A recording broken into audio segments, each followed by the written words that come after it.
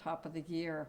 And so, but we had ended our year on a success rate. And then I am going to address 2025, but let's start with 2024. So what we are going to share with you are quite a few numbers, and we'll give them to you later. But for the camera purposes, I wanted to start with what happened between 2023 and in the year of 2024. So it'll be a comparison between the 2 years. So overall crime for 2024 compared to 23 was 26% reduction. When we get into the specifics, crimes against persons, all crimes against persons, that was a 20% reduction, but more specifically, murders and homicides. We did indeed end the year through 31st of December with 35% decrease in murders. We had a 44% decrease in non-fatal shootings. We had a 49% decrease in carjackings, and we had an overall property crime reduction of 27%.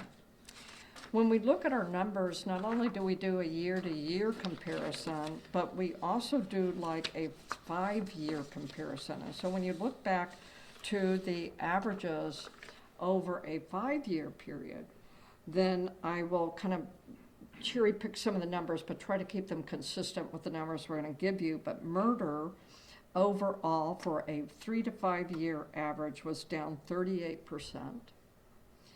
Our first and second degree rapes were down 15%, although we did have an uptick in our third degree rapes. That number went up significantly. It went up to 43% in a 3 to 5 year average. Armed robberies, though, went down 48%. Vehicle burglaries went down 59%. Auto thefts went down 16%. But last year, our auto thefts altogether, when you just did a year-to-year comparison, auto thefts went down 50%. And I have said this a couple of times, but it's always good to be reminded. If a person's going to be a victim of a crime in almost any city, large or small, it's more than likely your car is going to get broken into. And so that is such an inconvenient crime. It's a quality of life crime. But even last year, our break-ins of vehicles declined 59%.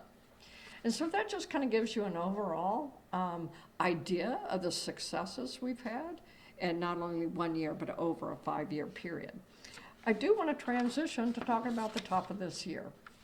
And with all due respect about the tragedy of a terrorist attack, the likelihood of a terrorist attack in any city is a very unique event for any city to experience terrorism. And so when you have victims that have been the subject of death, in this case by blunt trauma, they were hit by a car, that is a unique category. And it will always be a separate category when we look at crimes or violence, murder. Murder in our city is typically by gunfire, as you know. So where we stand today from January 1,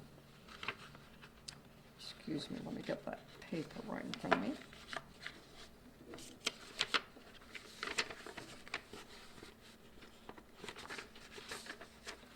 I'm sorry, I thought I had it right here. Okay. All right. We are down 16% in murder, and that does include the 14 victims of the terrorist attack. If that was set to its own special category, as I said, and we looked at our traditional trend of how people are murdered in the city by gun violence, we actually are down 72%. The number, the actual raw number of fatal shootings in our city is 7 compared to 25 this time last year. But here's an interesting note on that number. 3 of those murders were from felonious acts last year, but the person died in 2025. So there have been 4 murders in this city by gunfire, or other than the terrorist victims, for 2025. So overall, a 72% reduction. Overall, it's a 16% reduction, and then a 72% reduction on murder by gun violence. Non-fatal shootings. These are the category of people who actually were shot but did not die. So far this year is a 44% reduction. Our armed robberies so far this year are down 38%. And our carjackings are also down 63%. So for this year, we've also started off in a record year. We will always be mindful that every number we give you, there is someone who is grieving, someone who has lost a life or been the subject of a major crime in their lives. But do you have any questions? We wanted to share these numbers. It is an overall good story. The city is moving in the right direction. And last year, our numbers were, I was told, we were the second lowest crime rate in 60 years. So it's going to be interesting to see what this year ends up with. So with that, that's just kind of a lot of numbers, but we will give you those stats for you to take later, and you can look at them on your own. Questions for you? Start with you, Travis. Yeah. So you still have a historically or around a historically low amount of officers at 900. Yeah. How much has Troop NOLA and the fact that the DA looks to be accepting and prosecuting more cases play into that equation of what you Well, said? Troop NOLA is fantastic as far as we're concerned. We actually have a very good working relationship. We get along well.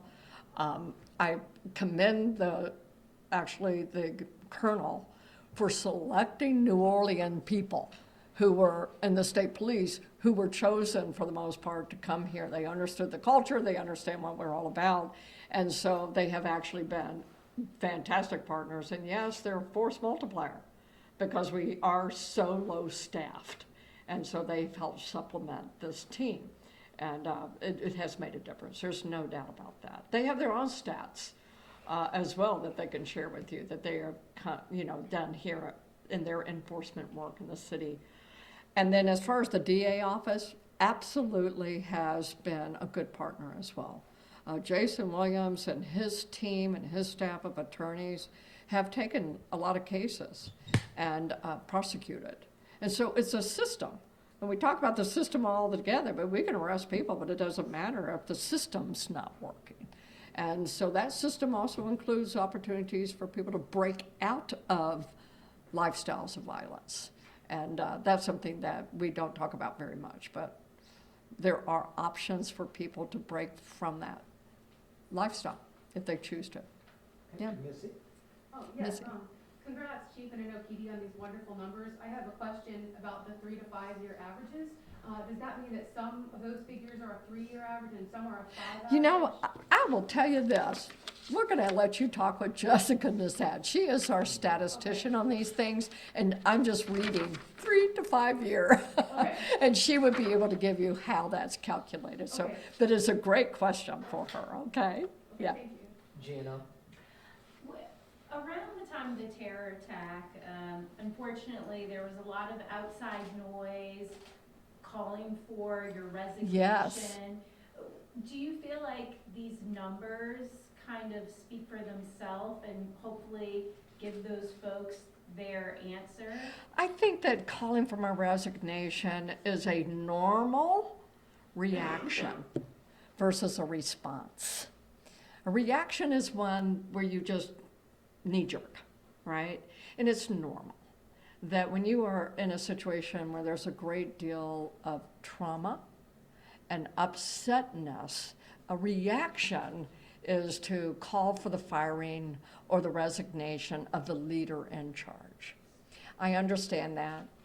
but I'm a person who responds and not going to react. And so a knee-jerk reaction on my part could have been fine. But I am mature, and I know what I'm doing. And that's why I wanted to be perfectly clear. I'm not resigning.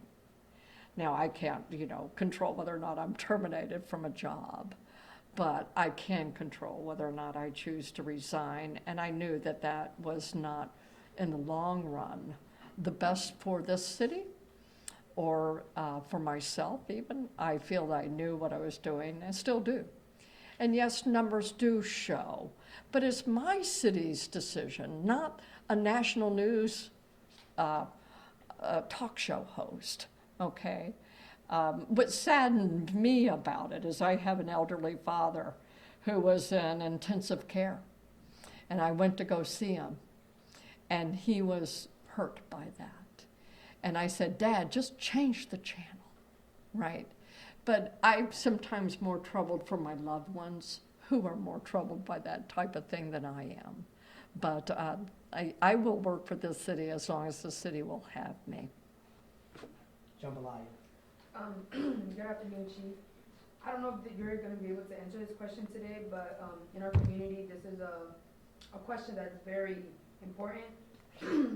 And the question is, are there any initiatives in place to ensure that marginalized communities, such as the Latino community, feel safe and supported when reporting crimes, particularly in overcoming barriers like language or fears of deportation or just feeling ignored in general? I have met with much of the community that the Asian and Latino community, and I understand the fears.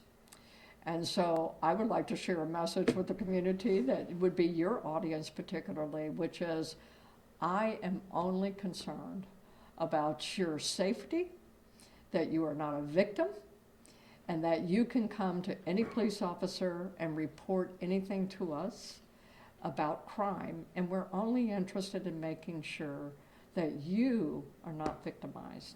And that's the only thing we're interested in. So there are safeguards in place, but your safety is number one to me. I don't care about anyone's background as much as I care about you as a person. Anyone else? Foxy. I don't know if WWL has a question first before we. He said he sure. No, oh, Yeah. cool. All right, so with the crime stats Yeah. trending in the right direction, do you feel like this may encourage people to want to visit the city more, especially with Mardi Gras, and of course security is top Sure. of mind? If you'd be able to touch a little bit on just Yeah. what the department's doing to make sure that everyone stays safe. So Chris, that's a great question because I literally, I was late coming here because I was meeting with some conventioners.